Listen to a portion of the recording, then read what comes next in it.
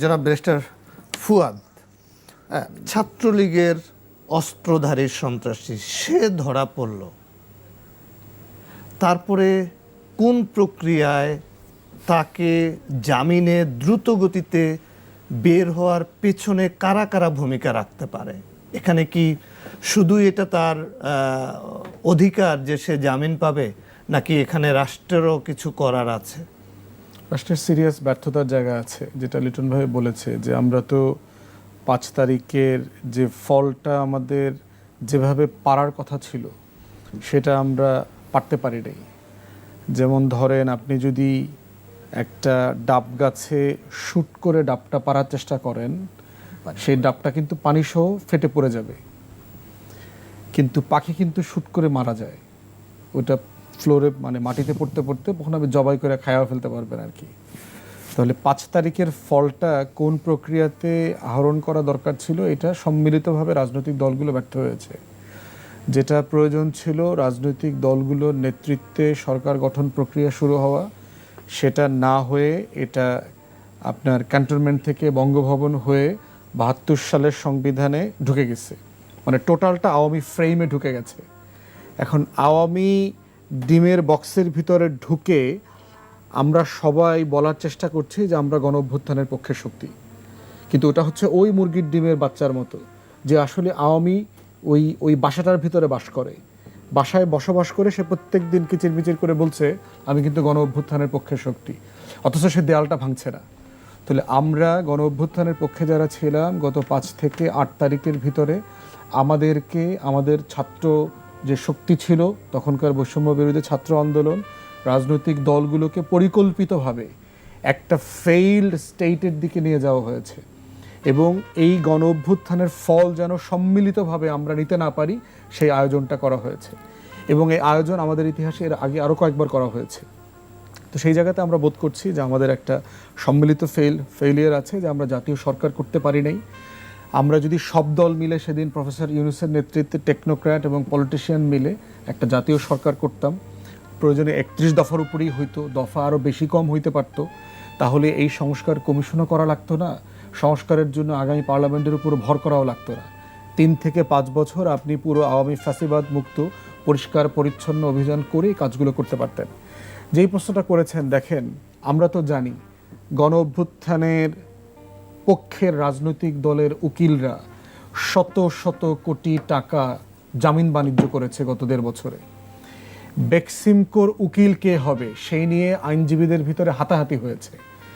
কে Salman F রহমানের উকিল হবে, কে সালমান এফ রহমানের এই যে কোম্পানি আপনার অ্যাডমিনিস্ট্রেশনে দিয়ে দিয়েছে বাংলাদেশ ব্যাংক, রিসিভার কে হবে, অ্যাডমিনিস্ট্রেটর কে হবে, রিটেইনারশিপ কে পাবে, এইটা নিয়ে বাড়াবাড়ি হয়েছে। রানা প্লাজার রানার জামিন কে করাবে, স্বাস্থ্যর আপনার একটা দালাল ছিল মিঠু সাম্বডি, আপনারা জানেন মিঠু, এই মিঠুর দুদকের মামলায় তার জামিনটা কে করাবে।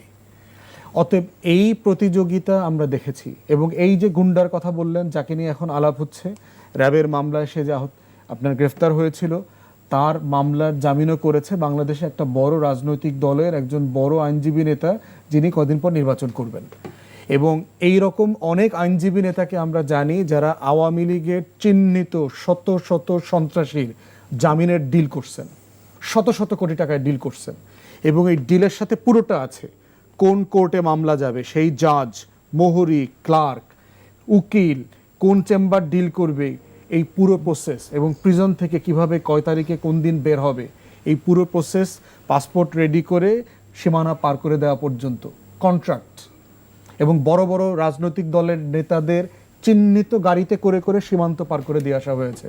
কদিন আগে দেখেছেন দুদকের চেয়ারম্যান একটা ইঙ্গিতে কথা বলেছেন যে আওয়ামী আমলের লুটের টাকা কারা শেল্টার দিয়ে বাইরে পাচার করেছে তাদেরকে ভোট দিবেন না, এরকম একটা কথা বলছে, সে দেখবেন। তো এগুলো আমরা একদম স্পেসিফিকলি জানি যে কোন এলাকাতে কোন দলের কোন নেতার গাড়িতে কয়টার সময় আওয়ামী লীগের কে কয় বস্তার বিনিময়ে ওই পারে গেছে। বিজিবির কাপুর পরায়া মিলিটারি অফিসাররা ওই পারে সীমানায় পৌঁছায় দিয়ে আসছে। এইরকম ক্রিমিনাল অফিসারও আমাদের আর্মড ফোর্সেসে এখনও রয়ে গেছে, যদিও অধিকাংশ সশস্ত্র বাহিনীর অফিসাররা হচ্ছে জাতীয়তাবাদী, প্রচণ্ড সৎ এবং দেশপ্রেমিক। অধিকাংশ জওয়ানরা দেশপ্রেমিক, গণ অভ্যুত্থানের পক্ষে, কিন্তু এই ক্রিমিনাল অংশটাকে কিন্তু আমরা পরিষ্কার পরিচ্ছন্ন করতে পারি নাই। এই ফেইলিওরের জায়গায় একজন পুলিশ অফিসার আমাকে গত কদিন আগে বলছে যে আমরা যখন আমার এলাকাতে মাদক নিয়ে কথা বলছি, বলতেছে ভাই এই জেলার সবচেয়ে টপ মাদক ব্যবসায়ীকে অমুক দিন ধরে দিলাম, 3 দিনের ভিতরে জামিন নিয়ে বের হয়ে আসছে, 11 জন উকিল দাঁড়াইছে তার জন্য। তাহলে আপনি চিন্তা করে দেখেন এখন পুলিশ কি করবে? আপনি নিজেও তো একজন আইনের লোক, কি বলবেন তাহলে নীতি নৈতিকতা দলীয় অবস্থানটা কোথায় থাকে? তা ওয়েল দেখেন, আমার চেম্বারেও অনেক বিগ শট আসছে, বাংলাদেশের অনেক বড় বড় কোম্পানির ডিল নিয়ে আসছে, তাদের রিটেইনারশিপ, তাদের মামলা মোকদ্দমা করছি না তো, রিটেইনারশিপ নেই। নানিয়াতে কি হচ্ছে, আমাদেরকে অভাবী জীবনযাপন করতে হচ্ছে, যে আমাদের এখন ক্যারিয়ারের পিক টাইম, আমার তখন অনেক টাকা ইনকাম করার কথা, আমরা তো অনেক টাকা ইনকাম করতে পারছি না। এখন প্রশ্ন হচ্ছে যে আপনি আসলে কি ধরনের জীবন বেছে নেবেন, সেটা তো মূল্যবোধের ব্যাপার। ওই যে ক্রিমিনাল লাইফস্টাইলের কথা বলছেন, যে আপনি একটা ক্রিমিনাল আওয়ামী লাইফস্টাইল বেছে নেবেন কিনা, কারণ এগুলো হচ্ছে আওয়ামী চরিত্র, যে দল করেন খাইসলতে আপনি আওয়ামী লীগ, আপনি আওয়ামী আইনজীবী, আসলে আপনি আওয়ামী দুদক কর্মকর্তা, আপনি আওয়ামী কারা কর্মকর্তা, আপনি আওয়ামী জাজ। এবং দেখেন এখন সুপ্রিম কোর্টের চিফ জাস্টিস রিটায়ার করছেন আগামী 1-2 সপ্তাহের মধ্যে।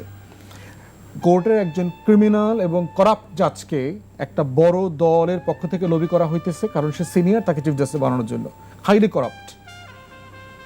এখন আপনি তাকে সুপারসিড করা যাবে না, এখানে নৈতিকতার জায়গাটা কোথায়?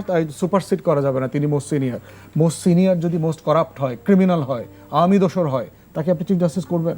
Practically possible. দুদকের মামলাতেও একই অবস্থা আমরা দেখতে পাচ্ছি, পুরো ক্রিমিনাল সিন্ডিকেট, দুদকের অ্যাপয়েন্টেড প্রসিকিউটর, মানে তার পক্ষে লড়ার যে আইনজীবী, তিনি পর্যন্ত কম্প্রোমাইজড হয়ে একসাথে ডিলের অংশ নিচ্ছেন।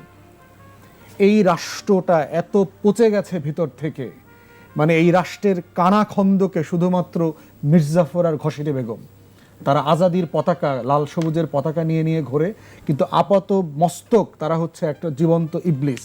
মির্জাফর, জগৎ শেঠ, উমিচাঁদ, রায়দুল্লভেরা, এরা প্রতিদিন এই রাষ্ট্রকে পলাশির মতো করে, লেন্দুব দর্জির মতো করে বেচে দেয়, কিন্তু তা সে লাল পাসপোর্ট, মানে বাংলাদেশি পাসপোর্ট, লাল রঙের ডিপ্লোম্যাটিক পাসপোর্ট ক্যারি করে সে ঘোরে। জনাব রনি, বড় বড় রাজনৈতিক দলের বড় বড় আইনজীবী সমর্থকরা তারা অনৈতিক কাজের সাথে জড়িত, ব্যারিস্টার ফুয়াদ যে কথাগুলি বললেন। জি ধন্যবাদ। দেখেন, সেটা শুধু আইনজীবীর অঙ্গন কেন, কোন অঙ্গনে এই জিনিসটা নাই, কোন জায়গায় এই সিন্ডিকেটটা গইরা ওঠে নাই, এবং 5 তারিখের পরে এই সিন্ডিকেটটাকে যে যার দখলে নেওয়ার জন্য একটা অন্ধ প্রতিযোগিতার মধ্যে লিপ্ত হয়েছে, এবং এটা কি বল বিভৎস প্রতিযোগিতায় লিপ্ত হয়েছে, যার বলি হচ্ছে আজকে এই সাধারণ মানুষ, বিশেষ করে অভ্যুত্থানের অগ্রভাগে যারা ছিল তারা। দেখেন, তারাশঙ্করের একটা কথা আছে, আইন তুমি ভালোই বুঝো বটে, কিন্তু ন্যায় অন্যায় বিষয়টা ঠিক এত সহজ না। আপনি ধরেন একজন ক্রিমিনাল খুনি, হ্যাঁ, এর আগে আমরা দেখছি আবরার ফাহাদের খুনিদের পক্ষে একজন দাঁড়ায় গেছে, হ্যাঁ, এখন আবার এই যে জামিনদার বড় দলের একজন আইনজীবী দাঁড়ায় যাচ্ছে। ফলে হ্যাঁ, আইনজীবী ধরেন ফুয়াদ ভাইদের মতো আইনজীবীও তো আছে, বা আরও নর্মাল আইনজীবীও তো আছে, বা যে কোনো পেশায় অনেস্ট লোকও আছে। তো ফলে যে কোনো পেশার আপনার এই ধরনের পেশা, ধরেন আইনজীবী, ডাক্তার বা সাংবাদিক, এই ধরনের পেশাগুলোর একটা বৈশিষ্ট্য হলো যে এগুলো বেসিক্যালি এক ধরনের সামাজিক সেবামূলক পেশা, দায়বদ্ধতা, একটা দায়বদ্ধতা, একটা স্বচ্ছতা, মানুষ এক ধরনের একটা সার্ভিস পাইতে নৈতিকতা। চায়, হ্যাঁ, একটা সার্ভিস পাইতে চায়, এক ধরনের প্রফেশনালিজম মেনটেন করা দরকার। তা না করে আপনি যদি ধরেন সমাজে, যেমন ডাক্তার যদি আশা করে যে যত ক্রিটিক্যাল রোগী হবে তত আমার ব্যবসা ভালো হবে, হ্যাঁ, বা আইনজীবী যদি আশা করে যত খারাপ লোক হবে আমার অবস্থা তত ভালো হবে, তাহলে সেই সমাজের পরিণতি কী হবে, সেই সমাজের অবস্থা কী হতে পারে, সেটাই হলো আমাদের সমাজে হয়েছে। ফলে আমাদের সমাজে যেটা আপনারা ধরেন যে এখানে সমস্যাটা, মূল সমস্যাটা কোথায়, মানুষের কোনো মর্যাদাবোধ নেই।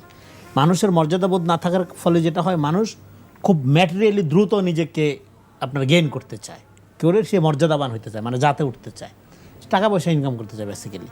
এবং টাকা পয়সা ইনকাম করতে গিয়ে সে যেটা হয় যে এহেন কোনো করাপশন নাই তার মধ্যে সে নিজেকে জড়িত করে না, হ্যাঁ, যে যেই দলই করুক। তো এর মধ্য দিয়ে যেটা হয় যে ধরেন মানুষ যদি অন্যায় করে সজ্ঞানে জেনে শুনে, তখন আসলে মানুষের যে সম্ভাবনা এটা মরে যায়, সে মানুষের আর কোনো সম্ভাবনা থাকে না। ফলে বাংলাদেশে যেটা হয়েছে, ধরেন হাসিনার বিরুদ্ধে এই 15-17 বছর এত আন্দোলন হইলো, এত মাইর খাইলো, মানুষের এই চৈতন্য উদয় তো হয়নি। 5 তারিখে কেন হইলো এটা জিনিসটা বুঝতে হবে, কেন হয়নি? কারণ মানুষ মনে করছে আচ্ছা বিএনপি মারতেছে, ও জামাত মারতেছে, মারো। আমি চেষ্টা করি ছেলেটাকে 20 লাখ টাকা দিয়ে প্রশ্ন কিনা কীভাবে বিসিএস ক্যাডার বানানো যায়, আমি চেষ্টা করি মেয়েটাকে কীভাবে মেডিকেলের প্রশ্ন 10 লাখ টাকার প্রশ্ন 5 লাখে কিনা ডাক্তার বানানো যায়, আমি ভালো থাকবো। ফলে আমাদের মধ্যে এই যে কালেকটিভ কনসাসনেস যেটা, নাগরিক বোধ যেটা, সেটা কোনোভাবেই গইরা ওঠেনি। গইরা না ওঠার কারণে হয় কি, আমাদের একটা কমিউনিটি হয়নি। আমরা একটা রাষ্ট্র পেয়ে ফেলছি, এটা একটা বিশাল অর্জন আমাদের। 1000 বছরের ইতিহাসের মধ্যে বাঙালি মুসলমান একটা রাষ্ট্র করে ফেলছে, এটা আমরা অন্যান্য কমিউনিটি থেকে এমনি দুনিয়ার ইতিহাসে আগায় গেছি। বাট এই আগায় যাওয়ার পরিণতি কী হয়েছে? আগায় যাওয়ার পরিণতি হয়েছে একটা কমিউনিটি, এবং আপনি নিজের জন্য যেটা ভালো সেটা যখন আপনি অন্যের জন্য ভালো মনে না করবেন, তখন আপনার সেন্স অফ বিলঙ্গিং তৈরি হয় না। বাংলাদেশ কি কেউ ভালোবাসে না? যেমন ধর ঢাকার শহর, আপনি যদি ঈদের সময় ঢাকা শহরে হাঁটেন বা ঢাকা শহরে পাড়া দেন, আপনাদের অনেক ভালো লাগে, মনে হয় যে ঢাকা শহর রিলিফ হচ্ছে, এত সুন্দর লাগে। তার মানে কি, এই ঢাকা শহরটা সবাই ডাস্টবিনের মতো মিস ইউজ করে, কেউ এটা প্রোটেক্ট করে না। তার মানে আপনার কেয়ার, কনসেপ্ট অফ কেয়ার যেটা, আপনার একটা নেশন দাঁড়ায় কীভাবে, আপনার কেয়ার লাগে মানুষের প্রতি। মানুষের আমাদের কোনো মর্যাদা বোধ নেই। এই কারণেই মুক্তিযুদ্ধের চেতনা গণহত্যাকারী হয়ে উঠতে পারছিল। কারণ হলো আপনি আমার পক্ষে না বিপক্ষে, এই আলোকে আমি শত্রু মিত্র নির্ধারণ করে এবার আপনাকে ইলিমিনেট করবো, আপনাকে আমি কুপায়ে মারবো। একইভাবে এই জন্য আমরা বলতেছিলাম যে ইডিওসেন্ট্রিক স্টুপিডিটি যেটা, এইটা অলওয়েজ আপনাকে একটা ফ্যাসিজমের দিকে নিয়ে যাবে, এটা ক্ষমতা পাইলে। এই জন্য আমাদেরকে ভ্যালু বেসড, যেটা ফুয়াদ ভাই বললো, যে মানুষের যে চরিত্র সেটা মূল্যবোধ ভিত্তিক, একটা ভ্যালু বেসড। এটা শুধু মানুষের চরিত্র না, এটা রাষ্ট্রের চরিত্রের মধ্যে পতিত করতে হবে। রাষ্ট্র যখন ইডিওসেন্ট্রিক হবে তখন সে ফ্যাসিস্ট হয়ে উঠবে ক্ষমতা হাতে পাওয়ার সাথে সাথে। এই জন্য আমরা বলতেছি কি, দল যার যার, রাষ্ট্র সবার। আমাদের এমন একটা রাষ্ট্র লাগবে, আমার দল কোনোদিন ক্ষমতা যাবে না কিন্তু কোনো সমস্যা নেই, আমার গায়ে একটা ফুলের টোকাও লাগবে না, আমার মর্যাদা বোধের কোনো হানি হবে না, এরকম একটা জায়গায় দেখার জন্যই তো জীবন দিছে জেনজি। 5 তারিখের আকাঙ্ক্ষা কি? হাসিনার মতো কোনো রাষ্ট্র কাঠামো আমরা দেখতে চাই না। ভেরি সিম্পল, আপনি রাষ্ট্র গঠন করা খুবই সহজ। 5 তারিখে আপনাকে দেখাই দিচ্ছে কি, আমি যেটা অনেক আগে বলছিলাম, একদম 5 তারিখের পর হাসিনার ছবিটা পকেটে রাখেন, যখন ভুলা যাবেন বাইর করে দেখেন, হাসিনা যা করছে ঠিক তার উল্টাটা করেন, বাংলাদেশ দাঁড়াই যাবে। জি, ধন্যবাদ আপনাকে। জনাব ফুয়াদ, আমরা দেখলাম যে স্বরাষ্ট্র উপদেষ্টা সচিবালয়ে ঘোষণা দিয়েছে যে যারা জুলাই যোদ্ধা তাদের নিরাপত্তা নিশ্চিত করবে, এবং আপনারা যারা নির্বাচন করছেন, নির্বাচনে যারা প্রার্থী তারা চাইলে অস্ত্রের লাইসেন্স নিতে পারবেন। এসব করে কি আসলে নিরাপত্তা নিশ্চিত করা যায় কিনা, যদি সংক্ষেপে বলেন, আমরা একদম শেষ প্রান্তে আছি। না, যাবে না। প্রথম কথা হচ্ছে, স্বরাষ্ট্র উপদেষ্টা সচিব দুজনকে সরানো দরকার। দুজনই তাদের পারফরমেন্স ওয়াইজ হাইলি ইনকম্পিটেন্ট, এবং তারা বরাবরই অযোগ্যতার পরিচয় দিয়েছেন। তাদের ব্যাপারে আমরা বারবার ইন্টারনালি পরামর্শ যেমন দিয়েছি, পাবলিকলিও কথা বলেছি।